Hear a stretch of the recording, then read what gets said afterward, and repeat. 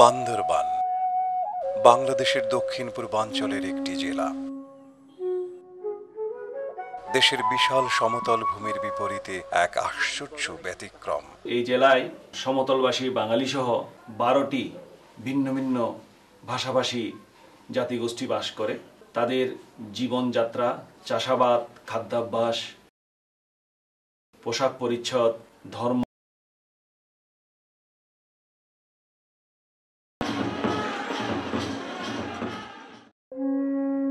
কি অপরূপ দৃশ্য! তবু ভৌগোলিক পরিবেশ আর যোগাযোগ ব্যবস্থার কারণে দেশের অন্যান্য এলাকা থেকে সব দিক থেকেই পশ্চাৎপদ এই জনপদের মানুষেরা। অনেক এলাকায় এখনো পৌঁছেনি মোবাইল ফোনের সংযোগ।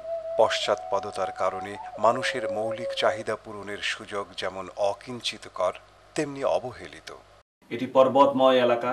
এখানকার শিক্ষার হার বাংলাদেশের মধ্যে সর্বনিম্ন, দারিদ্র্যের হার বাংলাদেশের মধ্যে দ্বিতীয় সর্বোচ্চ। এই অবস্থায় সেবা দেওয়াটা একটা চ্যালেঞ্জ। শুধু দুর্গম এলাকা নয়, অনেকটা অগম্য এরকম এলাকাও আছে যেখানে প্রায় আমাদের 40-45 হাজার পরিবার বসবাস করে। ভিন্ন ভিন্ন জাতিগোষ্ঠীর ভিন্ন ভিন্ন কুসংস্কার আছে।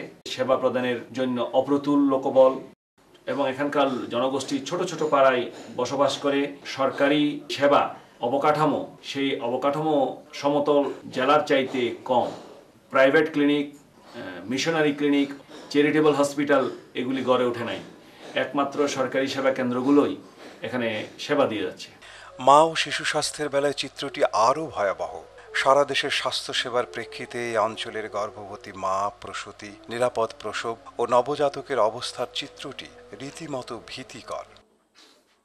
এরকম একটি বাস্তবতায় এই জনপদের মা ও শিশু মৃত্যুর হার কমিয়ে আনার লক্ষ্যে partners in health and development PhD Bandarban জেলার 6টি উপজেলায় পরিচালনা করছে মা ও নবজাতকের স্বাস্থ্য সুরক্ষা প্রকল্প। সরকারের স্বাস্থ্য ও পরিবার কল্যাণ মন্ত্রণালয়ের আওতাধীন স্বাস্থ্য অধিদপ্তরের আইএমসে কর্মসূচির মাধ্যমে 2008 সালে আমরা এমএনসিএস অর্থাৎ ম্যাটার্নাল নিওনেটাল চাইল্ড সার্ভাইভাল নামক একটা কর্মসূচি বাস্তবায়ন করার সিদ্ধান্ত গ্রহণ করা হয় এবং এই কর্মসূচিতে আর্থিক এবং কারিগরি সহায়তা দেয় ইউনিসেফ এবং অসেইড। পিএইচডি স্থানীয় সংগঠন গ্রাউসের সহযোগিতায় 6টি উপজেলায় 3.5 লক্ষ মানুষের মাঝে 2008 সাল থেকে এ প্রকল্প বাস্তবায়নের কাজ করছে।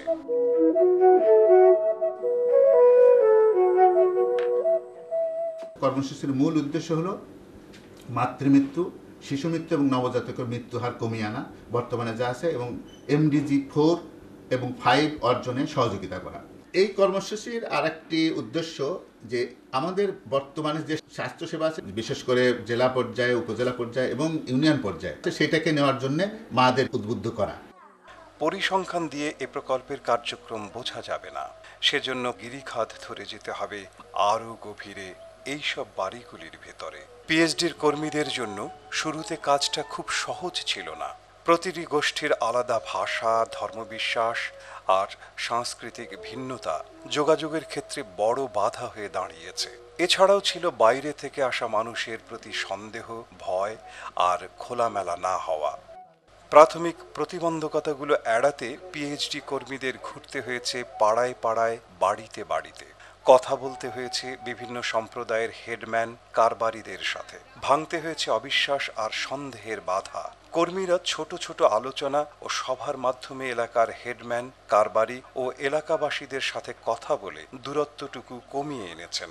এজন্য পিএইচডির কর্মীরা কমিউনিটির বিভিন্ন স্তরের নারী ও পুরুষদের সাথে মা ও শিশু স্বাস্থ্যের ক্ষেত্রে বাধা ও সীমাবদ্ধতা, সুযোগ ও সম্পদগুলি চিহ্নিত করে চাহিদা নিরূপণ করেন। পিএইচডির কর্মীরা কাজটি শুরু করেন এলাকাবাসীর বিশ্বাস ও আচরণের জায়গা থেকে, যা নিরূপণ করা হয় কাপ্পা প্রক্রিয়ার মাধ্যমে। কয়েকটি ধাপে পরিচালিত প্রক্রিয়াগুলো হল এফজিডি,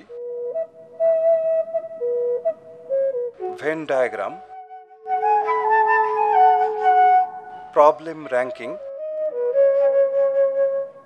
KII ও ব্রডার কমিউনিটি মিটিং।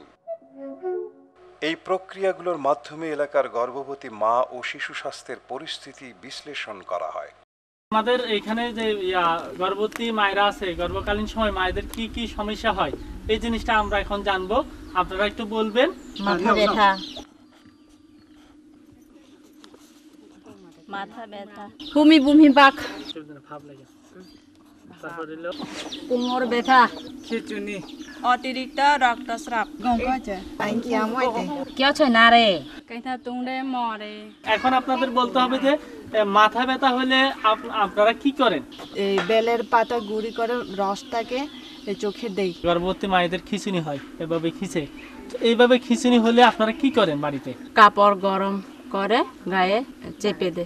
গর্ভকালীন সময় গর্ভবতী মায়েদের রক্তক্ষরণ হয়, এই রক্তক্ষরণ হলে, রক্তস্রাব হলে আমরা কি করি? কালো জিরা গুঁড়া করে তারপর মাথায় দিয়ে গরম করে দিয়ে সারা শরীর লাগিয়ে।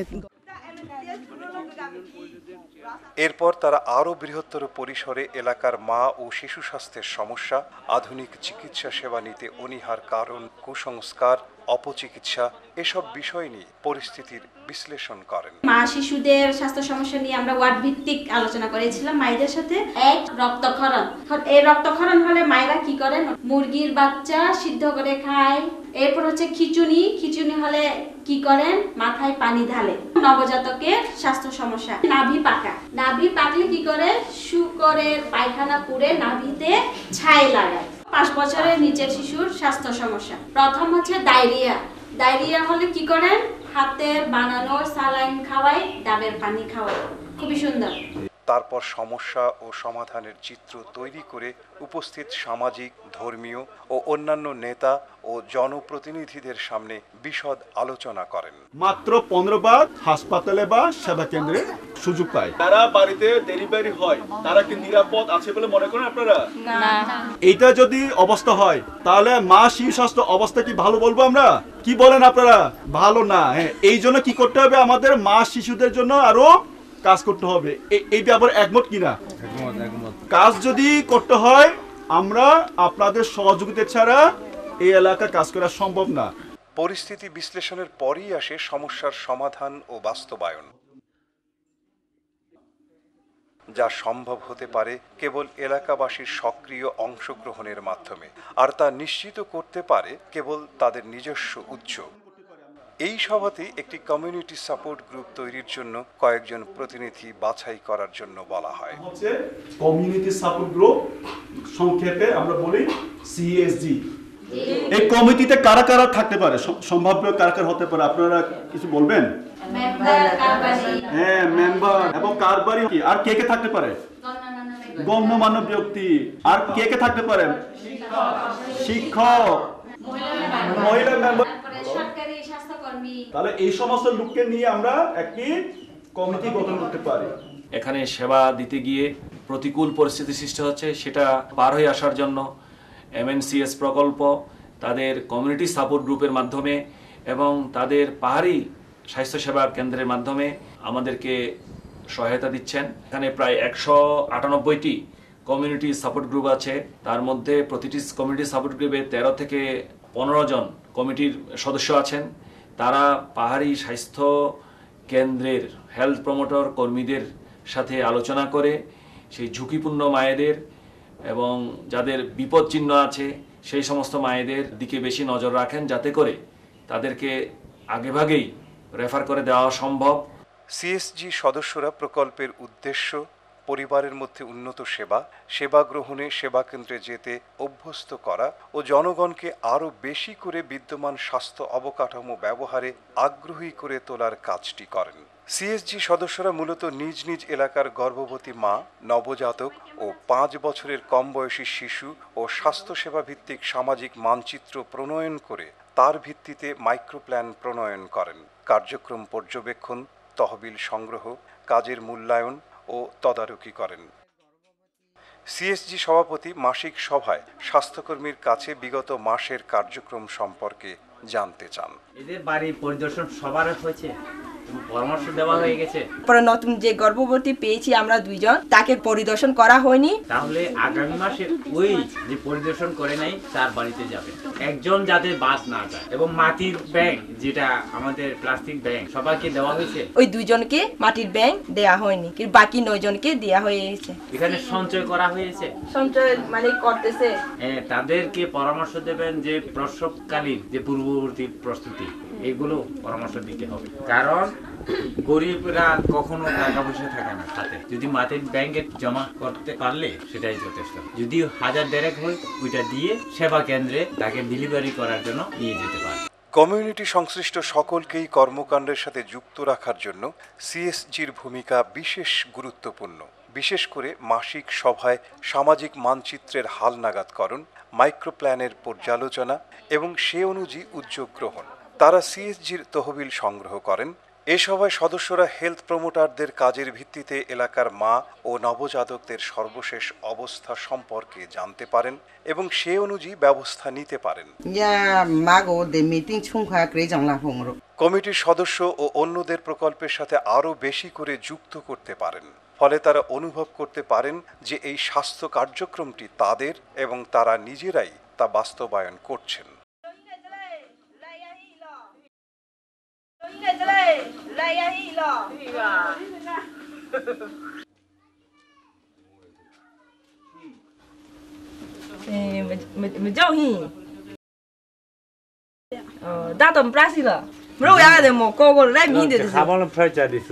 সিএসজি সদস্যরা জরুরি পরিস্থিতিতে মাদের স্থানীয় স্বাস্থ্যকেন্দ্রে নিয়ে যাওয়ার জন্য রেফার করেন।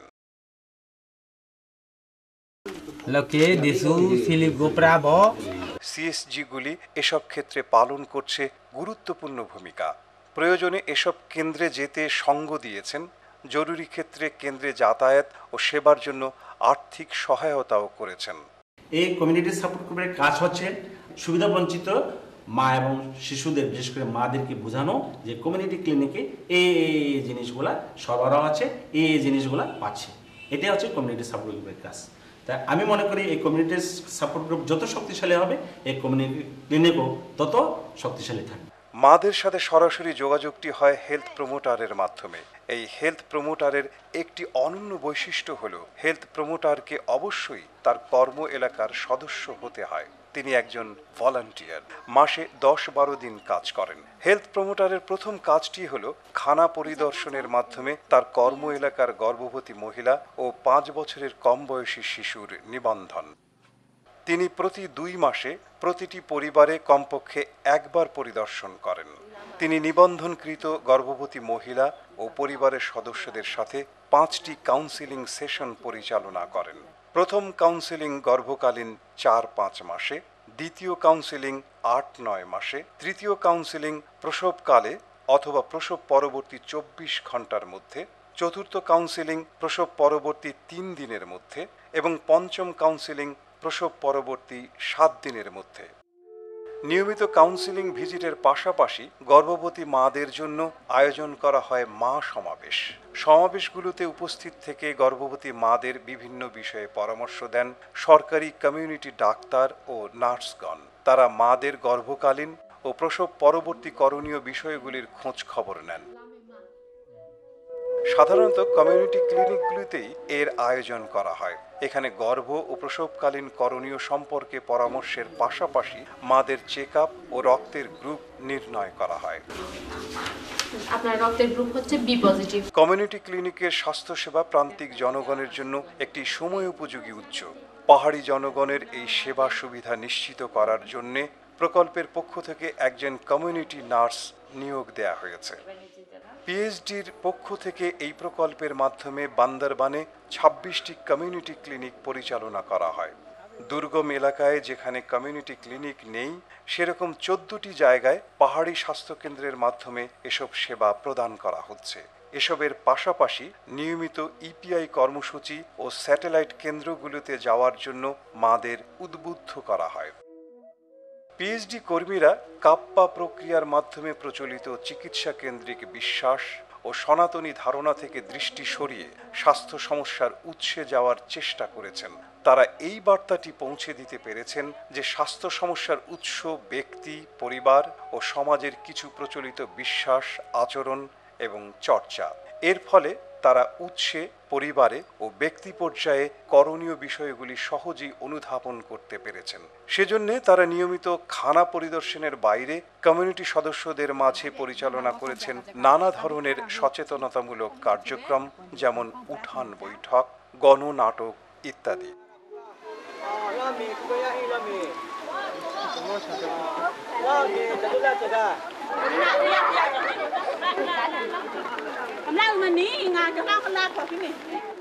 এরকম একটি কার্যক্রম সফলভাবে পরিচালনার জন্য জরুরি প্রয়োজন জ্ঞান ও দক্ষতা।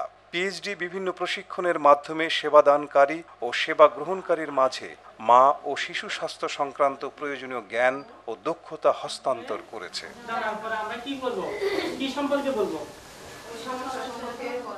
বিদ্যমান স্বাস্থ্য অবকাঠামো থেকে স্বাস্থ্যসেবা নিতে অনীহা পার্বত্য এলাকাবাসীর। পিএইচডি এইসব সেবা কেন্দ্রে যেমন কমিউনিটি ক্লিনিক, উপজেলা হাসপাতাল, পাহাড়ি স্বাস্থ্যসেবা কেন্দ্র থেকে আরও বেশি সেবা নিতে জনগণকে সহায়তা করেছে। আমরা যখন এই কর্মসূচি শুরু করি 2008 সালে, তখন একটা বেসলাইন সার্ভে করা হয়েছিল। ডাটা অ্যানালাইসিস করে দেখা গেছে যে প্রথমে মায়েদের সেবা গ্রহণের যে হার ছিল এবং নবজাতকের এবং অন্যান্য শিশুদের যে সেবা গ্রহণের হার, তা আস্তে আস্তে আস্তে এই কমিউনিটি সাপোর্ট গ্রুপের মাধ্যমে এটা বৃদ্ধি পাতে থাকে।